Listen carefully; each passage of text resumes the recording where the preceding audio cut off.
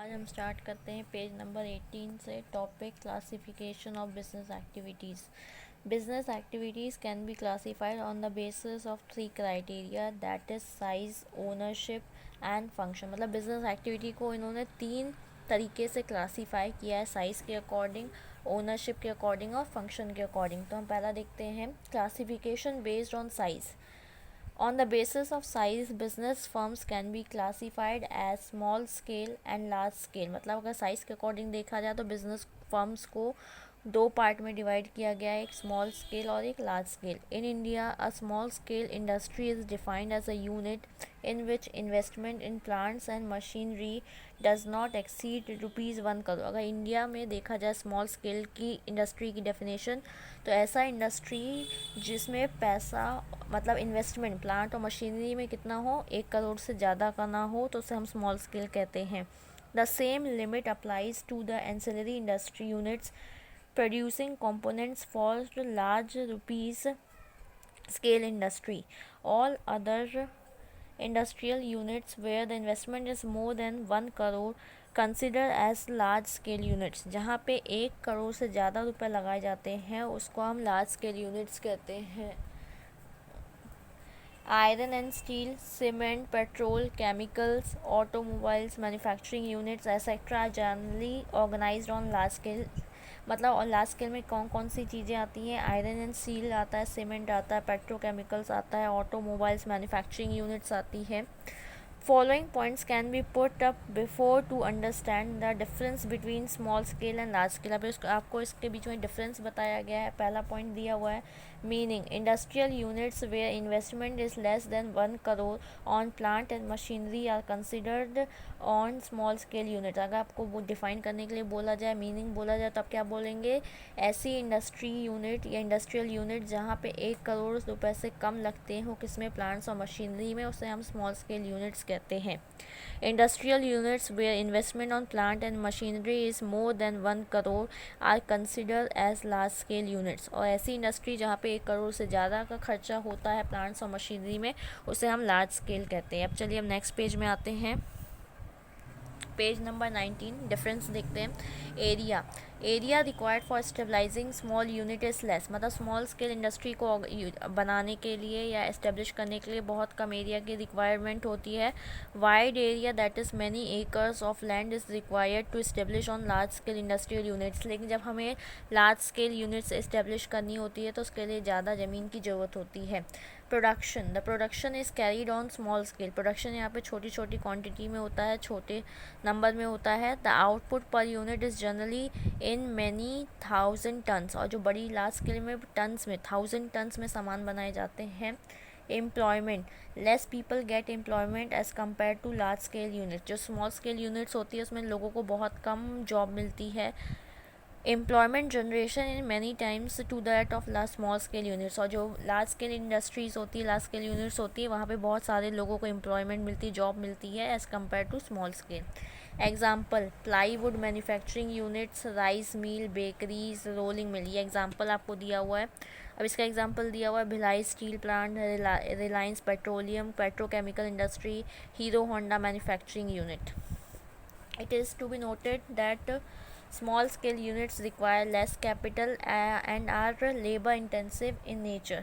जो small scale unit होती है उसमें पैसा भी बहुत कम लगता है और लेबर मतलब लोगों से काम कराया जाता है, ज़्यादा मशीन काम नहीं होता वहाँ पे। They receive concessions and subsidies on excise duty, electricity, loan on less interest rate. मतलब यहाँ पे जो लोन रहता है वो कम रेट में मिल जाता है गवर्नमेंट से, और भी सुविधाएँ मिल जाती हैं। इलेक्ट्रिसिटी में भी उनको कंसेशन मिल जाता है। चलिए अब हम नेक्स्ट देखते हैं classification based on ownership.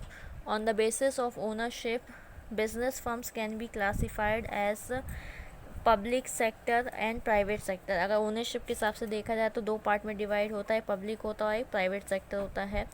Public enterprises owned by the government. जो पब्लिक सेक्टर या पब्लिक इंटरप्राइजेज होती है उसको गवर्नमेंट चलाती है। Private enterprise is owned by the entrepreneurs. जो प्राइवेट इंटरप्राइज होती है, बिजनेस होते हैं, वो कौन देखता है? इंटरप्रेन्योर्स देखते हैं।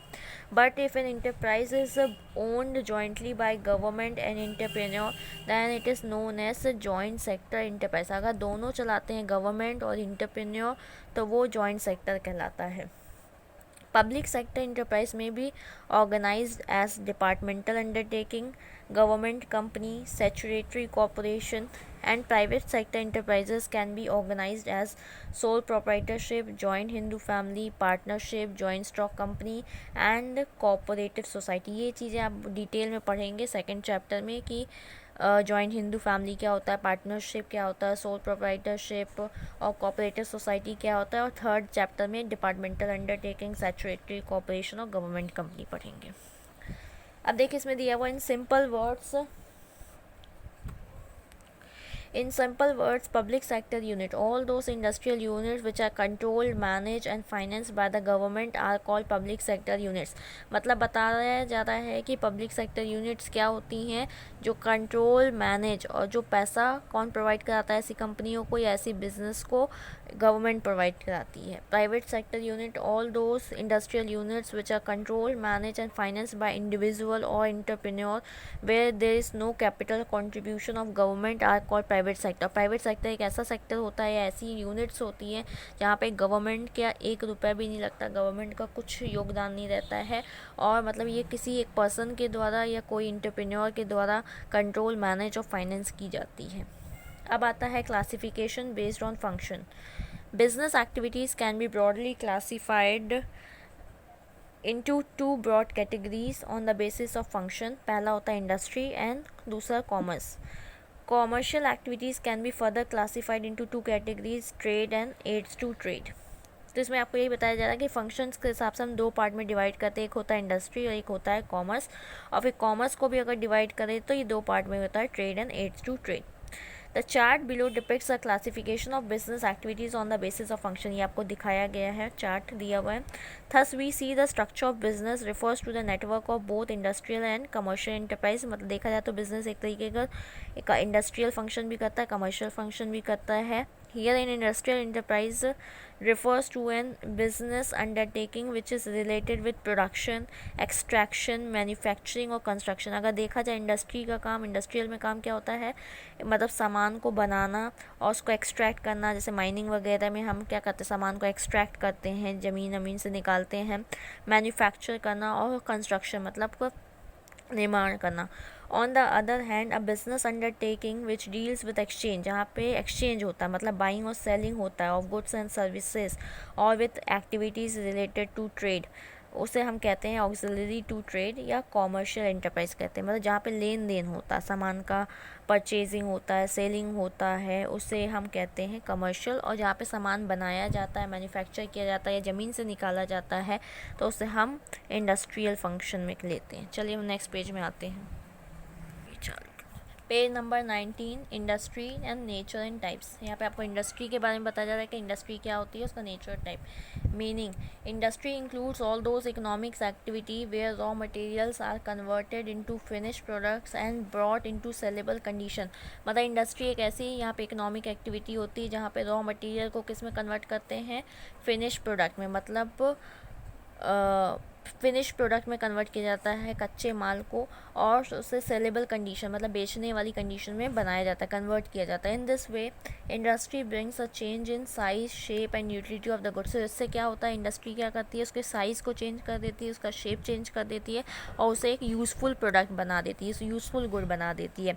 इन simple word, industry is a place where production of goods taken place, that is form utility takes place for the fulfilment of the need of the people. यहाँ पे क्या होता है, एक तरीके का एक फॉर्म कन्वर्ट होता है, मतलब रॉ मटेरियल से क्या हो जाता है, वो फिनिश गुड्स में कन्वर्ट हो जाता है, मतलब पर्सन की नीड को फुलफिल करने के लिए वो यूज़फुल प्रोडक्ट में कन्वर्ट हो जाता है। It is a part of business activity which produces growth through exploitation of available resources. मतलब जो आपके पास आसपास रिसोर्सेज रहता है उसको हम यूज़ करके एक यूज़फुल प्रोडक्ट में कन्वर्ट करते हैं। Industry producers 2 types of good, एक होता है प्रोड्यूसर्स गुड और एक होता है consumer good.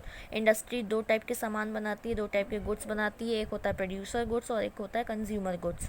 Goods produce which are used by other manufacturing units as raw material for further production are called producer goods. मतलब बोला जा रहा है ऐसे गुड्स जो दूसरी इंडस्ट्री के द्वारा या कहीं और वो यूज़ होते हैं एज अ रॉ मटेरियल के फॉर्म में, और फर्दर उसमें प्रोडक्शन किया जाता है, तो उसे हम प्रोड्यूसर्स गुड कहते हैं। जैसे टूल्स हो गए, पार्ट्स ऑफ बिग मशीन्स हो गए, and the goods which are finally consumed by consumer to satisfy their wants, they are known as consumer goods। और consumer goods ऐसे goods होते हैं जो कस्टमर के द्वारा तुरंत यूज़ कर लिए जाते हैं, कंज्यूम कर लिए जाते हैं अपनी नीड्स और वांट्स को फुल करने के लिए। जैसे फूड ग्रेन्स हो गया, रेडीमेड क्लोथ्स हो गए, यूटेंसिल्स हो गया, मोबाइल्स हो गया। Thus, we can say that industry contributes to the creation of utility for the satisfaction of human want। तो हम ये कह सकते हैं कि इंडस्ट्री क्या करती है, एक तरीके से सामान को, रॉ मटेरियल को एक गुड्स में, प्रॉपर सामान में कन्वर्ट करती है, जिससे लोग अपनी नीड्स को फुलफ़िल कर सकें। अब आता है definition. Industry is related to manufacturing unit, in it agriculture, mining and services are included। तो इंडस्ट्री में ये सब इंक्लूड होता है। Industry provides an excellent opportunity for social and economic service of highest order। The industrial products can be categorized in the following category। दो category होती है, consumer goods और एक प्रोड्यूसर गुड। कंज्यूमर गुड ऐसे goods होते हैं जो customer के द्वारा डायरेक्ट यूज़ किया लिया जाता है, जैसे ब्रेड बटर हो गया, आप उसको डायरेक्ट खा ली। अब प्रोड्यूसर गुड क्या होता है, जो दूसरे के द्वारा, जैसे आपने डेयरी से मिल्क लिया, अब वो जो डेयरी से मिल्क लिया तो वो एक दिन के लिए आप जैसे अपने घर में ले रहे हैं तो आप उसको मिल्क के तौर पे पी लेंगे या कर्ड जमाएंगे, मतलब उसका कुछ भी करेंगे, लेकिन वो क्या है आपके लिए, वो कंज्यूमर गुड्स है। लेकिन अगर वो कोई फैक्ट्री वाला लेता है, उसका वो बटर बनाता है, उसका वो केक बनाता है या कुछ और बनाता है, तो उसके लिए वो प्रोड्यूसर, मतलब वो उसके लिए प्रोड्यूसर्स गुड कहलाएगा। The goods which are consumed by the ultimate customer are called consumer goods। Under this category fall items like oil, clothes, TV, scooter, refrigerator and other eatable and consumable goods।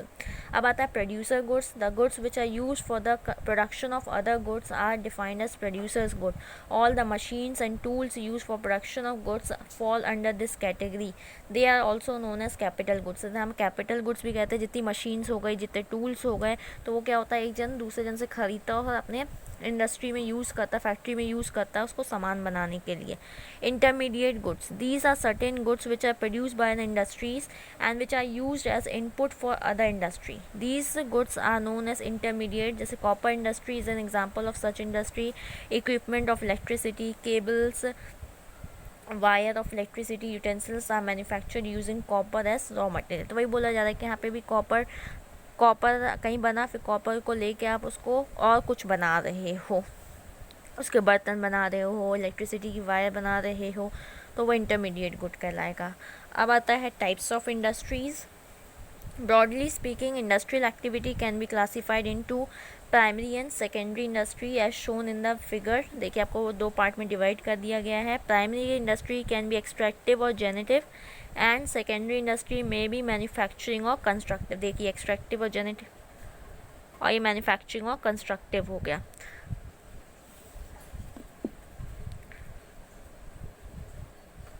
Primary industry includes all those activities which are connected with extraction, production and processing of natural resources।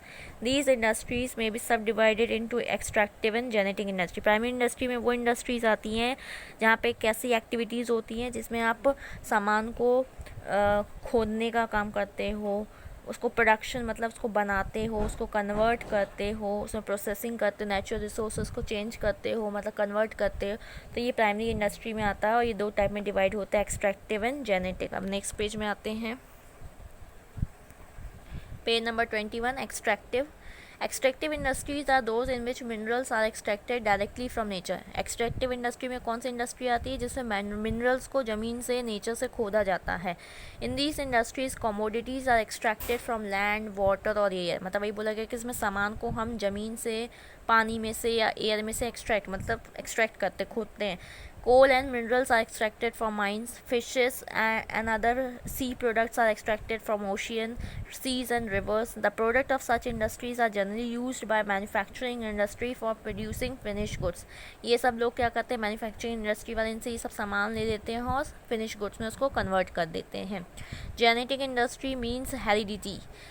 These industries are engaged in breeding plants and animals for their use and further reproduction. Activities like farming, animal husbandry, poultry farming, piscicultures are example of genetic industry. Genetic industry में क्या होता है, जैसे जानवरों को पेड़ों को जो मेंटेन करते हैं, एग्रीकल्चर का जो काम करते हैं, फ़िश वगैरह सेल करते हैं, जो मुर्गी वगैरह रखते हैं, जो एनिमल जैसे डेयरी वगैरह हो गई, तो जेनेटिक में एग्जांपल आ जाता है.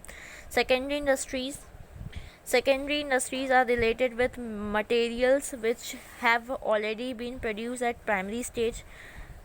The mining of iron ore is primary industry, but manufacturing of steel falls in secondary stage. Secondary industry का काम क्या होता है कि जो एक बार जो सामान बन गया उसको मतलब किसी से लेके उसको यूज़ करके और उसका कुछ और सामान बनाना. जैसे आपने आयरन ले लिया किसी इंडस्ट्री से, तो आयरन किसी के लिए क्या होगा, प्राइमरी इंडस्ट्री का काम होगा आयरन को निकालना, एक्सट्रैक्ट करना.